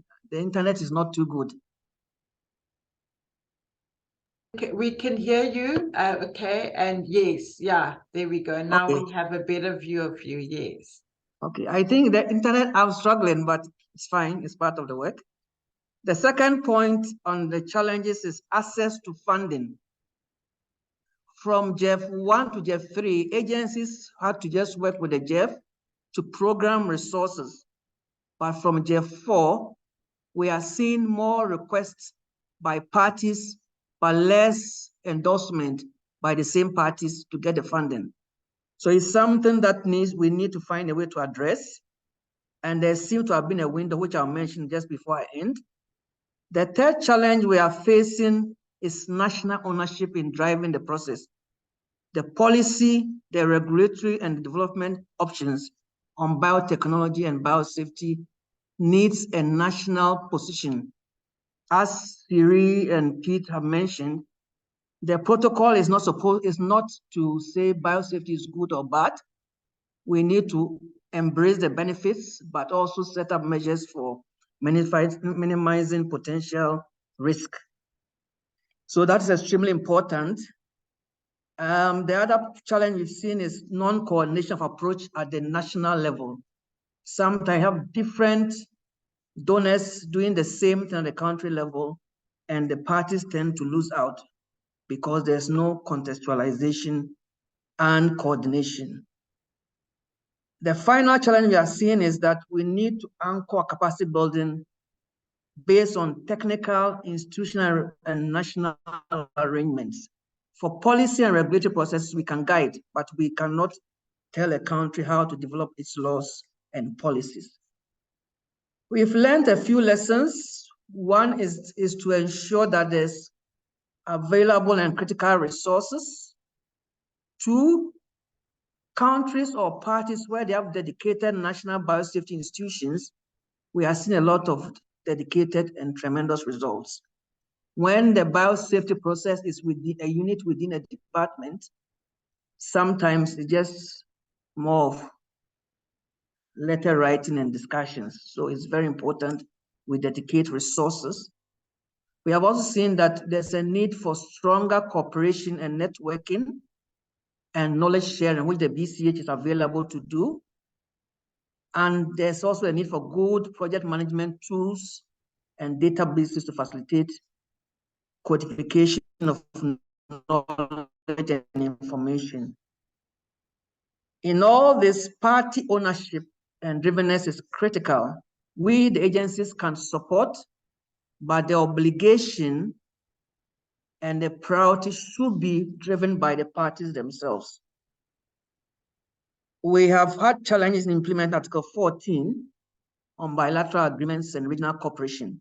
Our prayer and hope is that in the next 10 years, beside the EU, hopefully there might be other regional parties, because when that is done, the transboundary issues are easier to implement because the same parties will then speak with a common voice. What is happening now is that the regional economic institutions are assisting, but they don't have an obligation. So that is very critical and is something that we need to look at. I'll end up with just 4 points of my personal reflections for the past 20+ years. One is that now that there's a Global Biodiversity Framework Fund, to which Action Area 8 is on supporting the 2 protocols, it's extremely important that parties focus on how they can get additional GBF resources for harmonization and for thematic interventions on risk assessment, liability and redress, and the rest. And UNEP stands ready to assist in that area. The good thing is that the GBF fund, there's no co-finance obligation, which parties have been struggling with.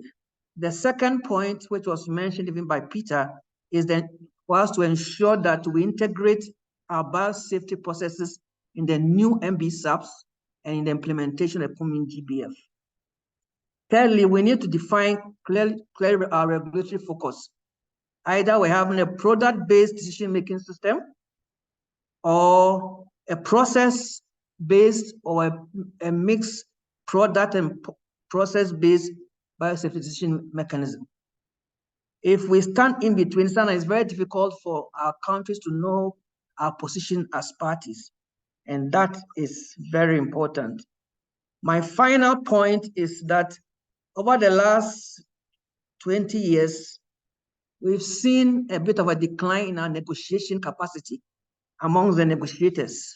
And I think it's important that UNEP and CBD begins to find ways of bringing back the trainings on negotiation to ensure that a lot of the work is done mid-session before the COPs. If we can have stronger negotiation skills and capacity, our COPs may, though it's not likely, may end earlier than 3 a.m. These are very important. We encourage parties to look at harmonization, thematic interventions, dedication of national institutions, and we also would encourage our colleagues from the Nagoya Protocol to learn from some of the pitfalls and the challenges that the Biosafety Protocol has encountered, so that they would have a quicker way of going around those challenges. When you have an older sibling, it's important always to learn from the older sibling and pick lessons. On this note, on behalf of UNEP, myself as a former negotiator and then a former focal point, I'm happy to say we are very happy for the 20th anniversary, and we hope for better results as we go forward. Thank you very much. Thank you very much, Alex. And again, thank you for the highlighting the areas where we can get additional resources and the opportunity that exists going forward. Learning from how things have gone and how we can take advantage of the Global Biodiversity Fund for biosafety, and to take those parties over the bridge that we have heard. And while I have your attention, if you can also look in the question and answer, there's some questions for your attention there as well.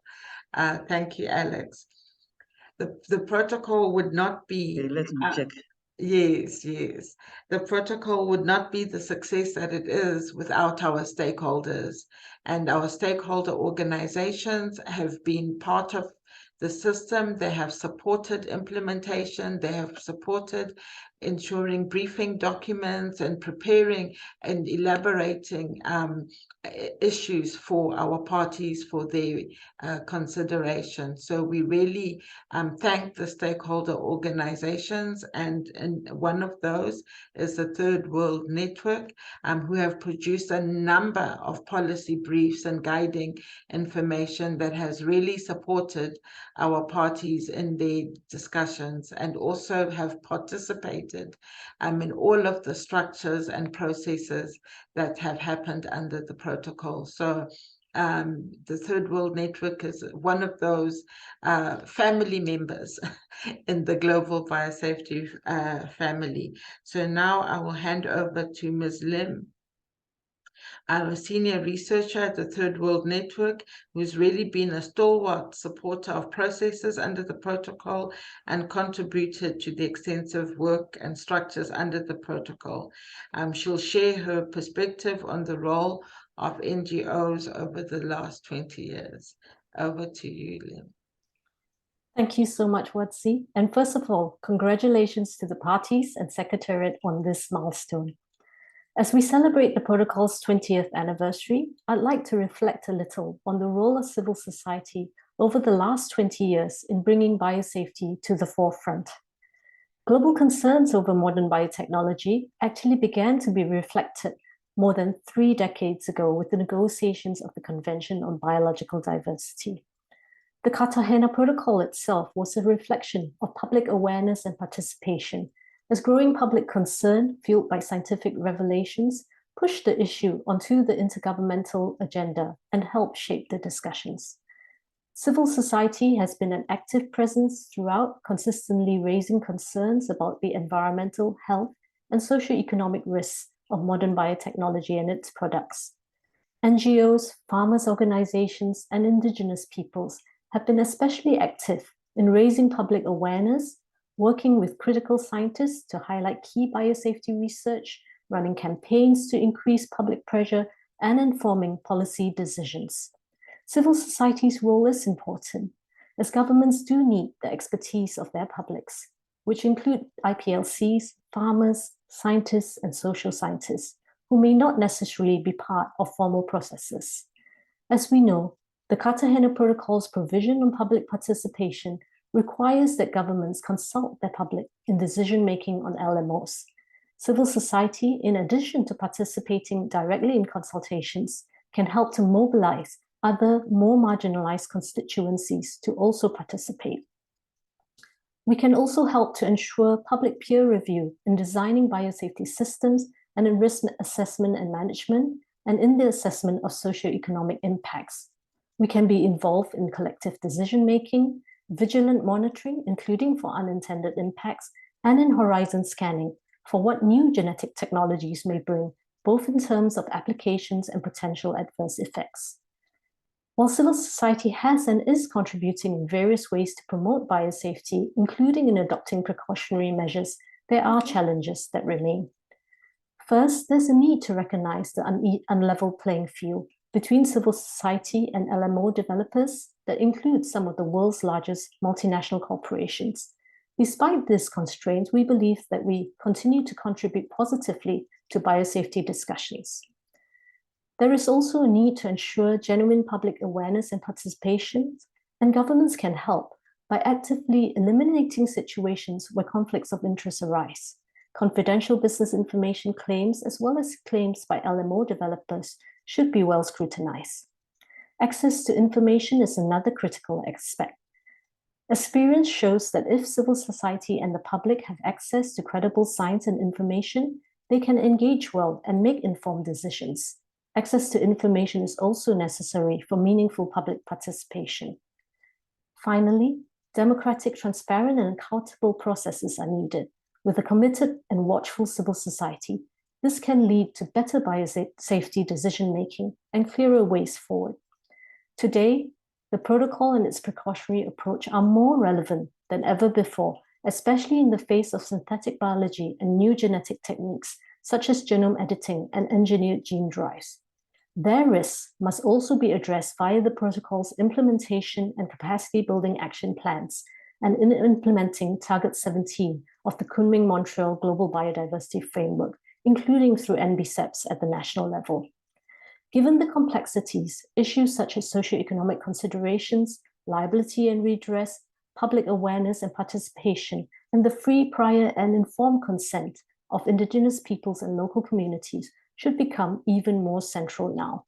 We urge parties to meet these new challenges to ensure the protocol's continued longevity.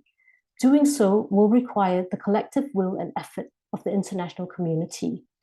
We remain committed to ensuring that the protocol's precautionary approach to biosafety prevails. And in doing so, we stand on the shoulders of those who came before us, including some of the chief architects of the protocol and independent scientists whom are sadly no longer with us. We remember their contributions to biosafety and will work to continue their legacies. Thank you very much. Thank you very much, and thank you again for reminding us of some of those great biosafety negotiators and contributors and stakeholders that are no longer with us, but as you say, their legacy continues to live on. And personally, I recall a number of them that have really shaped the vision for the protocol and the supplementary protocol as well. So thank you for that kind reminder.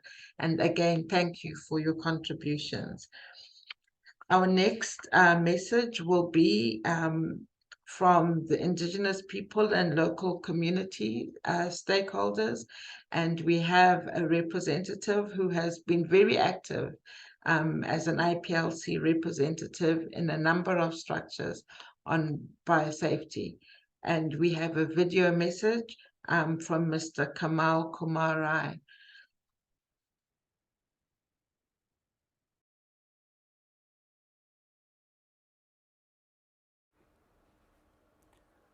Cartagena Protocol has been into force in 20 years ago in Convention on Biological Diversity. Cartagena Protocol is very important for indigenous peoples and local community to understand how to transfer the living modified organism from the modern biotechnology.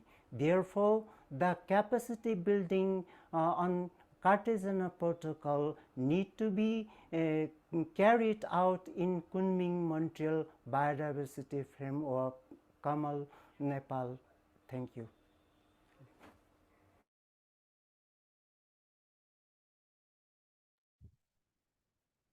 And again, our grateful thanks to Kamal for his ongoing support and dedication to the Biosafety Protocol on behalf of the IPLCs.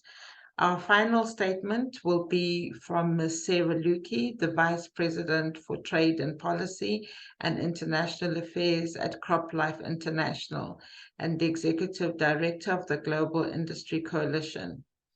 And in this message, she will share about the role of business sector. And Sarah has followed the work of the Cartagena Protocol closely, and her organization is an active contributor, not only to the work program, but also to the Biosafety Clearinghouse as one of the mechanisms that provides input and information that supports the BCH. So our final message from Sarah.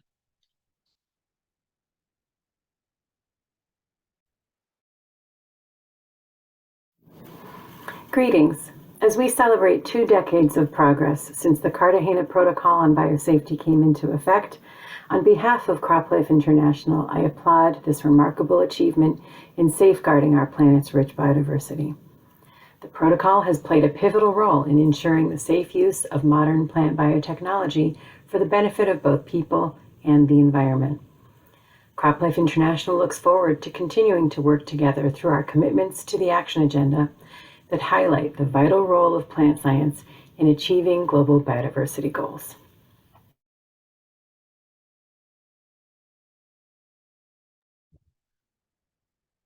Distinguished participants, throughout our program today, we've been inspired by the great strides that have been taken by parties and stakeholders to implement the Cartagena Protocol on Biosafety. This webinar has allowed us to share knowledge and hopefully provided the building blocks for us to continue to forge new partnerships. It is my hope that these deliberations will continue to inspire us all as we make use of the recently adopted implementation and capacity building action plans and the opportunities provided by the inclusion of a specific biosafety-related target in the Kunming-Montreal Global Biodiversity Framework. Again, I thank all the stakeholder organizations and the staff of the Secretariat and all the countries that have made resources available for our success. At this point, I'd like to introduce the biosafety team in the Secretariat and ask my colleagues to please turn on their cameras so that you can see them.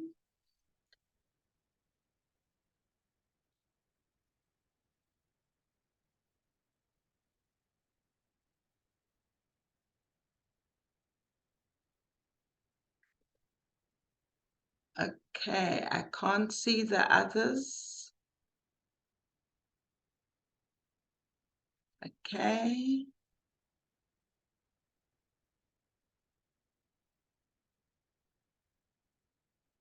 Perhaps everyone who can turn on your cameras, please turn them on so we can get a nice image of everyone.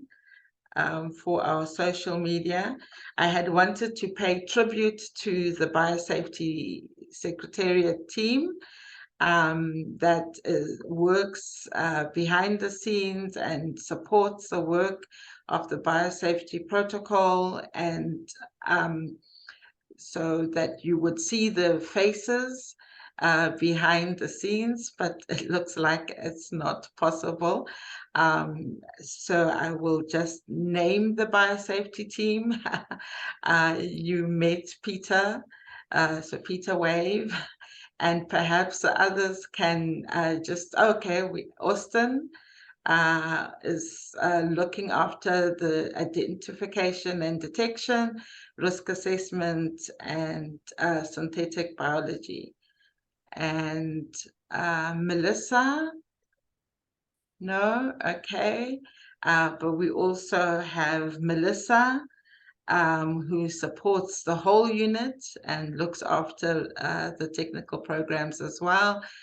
Paula, who works closely with Peter and the compliance committee, the liaison group, and the supplementary protocol. Kareem, at least we can see Kareem, and Kareem designed the Biosafety at 20 logo that you see, and please make use of this logo. Okay, Melissa is on the screen now. Melissa, wave. There we go. There's Melissa. Thank you so much, Melissa. Anastasia.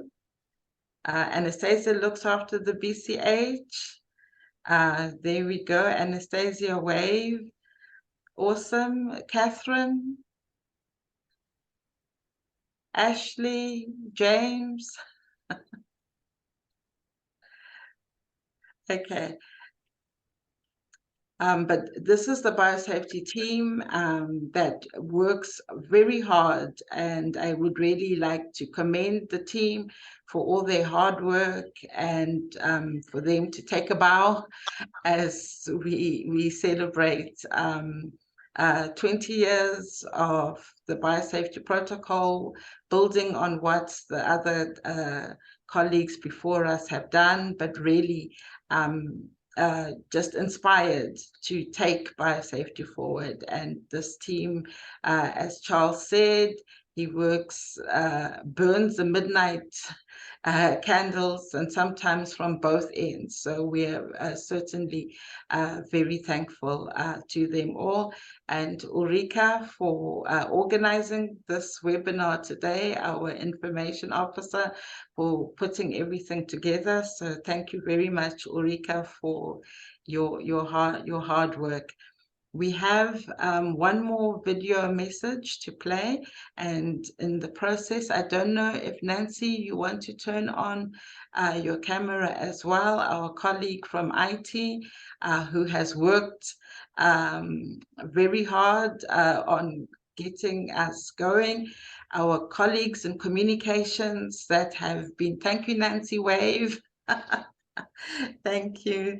Our colleagues from communications that have been live tweeting this session and being part of the overall campaign. You'll see on the CBD website that the Biosafety Protocol is also being highlighted as we celebrate 20 years. So really just to pay tributes to my colleagues in the Secretariat, thank you for your support, thank you for your dedication, thank you for your commitment, and we really are excited and delighted that we have had a successful session today. So thank you very much. We'll play one more video before Ulrika gives us the official vote of thanks.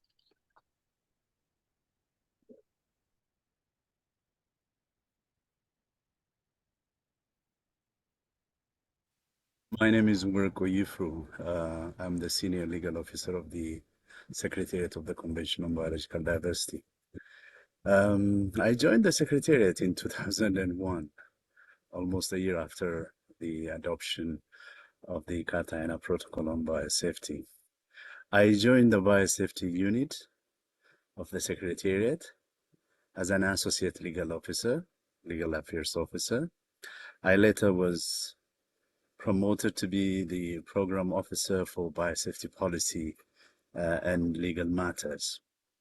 In that capacity, I worked on various aspects of the protocol with the primary goal of first, expediting the entry into force of the protocol, which occurred on September 11, 2003. I continued then working in the Biosafety Unit as a Principal Legal Officer for almost 13 years. And in those years, I enjoyed working on the different aspects of biosafety in support of the efforts that's being made by parties, especially developing country parties, in the implementation of the requirements of the protocol. The implementation of the Cartagena Protocol on biosafety has come really a long way. I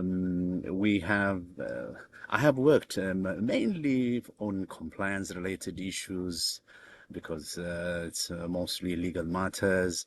I serviced the compliance committee under the Cartagena Protocol on biosafety for several years.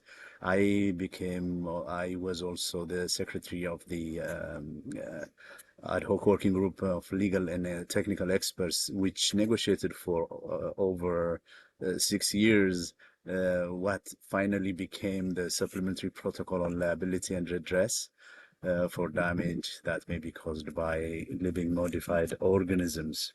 So as I said, the implementation of the Cartagena Protocol has come a long way over the last 20 years since it entered into force.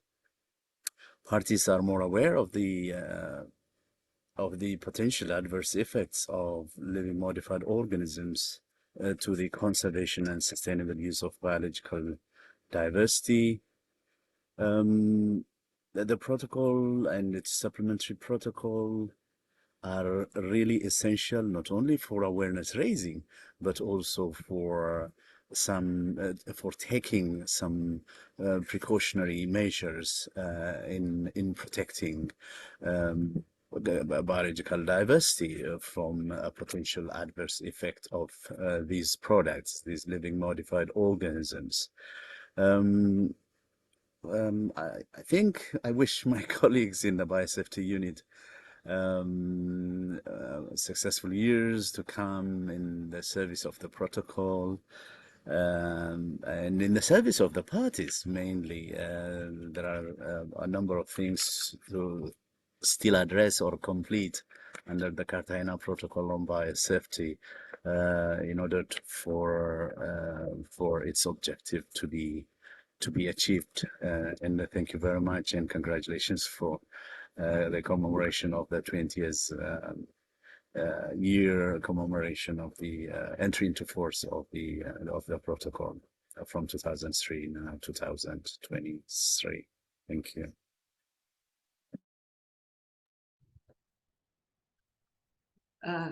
Great, thank you to Woku for his message. And I'll now ask Ulrika. Okay, I think was Eri online? I will check. All right. Yes, Eri is supposed to be also online. Want him to say a couple of words? Okay. I made him. Okay, it's all right. Okay, you can go ahead, Ulrika. Yes. Okay. Well, first of all, I would like to thank, of course, all the people who are participating in this webinar. I think we had over 140 or so participants at some point of time. And we would like to thank also all the contributors for the video clip. And these are actually beyond the ones you saw. It's also, some of them are speakers too. So they made a big effort to record. It's not easy. So I would just name them, as you heard them. Work with Jifru, legal officer, CBD. Just see here. And we had the honor also, of course, to hear the Secretary General of the Ministry of Natural Resources, Environment and Climate Change, Dato Haji Rosli bin Isa from Malaysia. So that's an honor to have a high-ranking person making such a commitment to. Mr. Helmut Gauwitsch, former National Focal Point and BCH Focal Point from Austria. Currently, he's actually the head of Scientific Management Biodiversity Agency of Austria.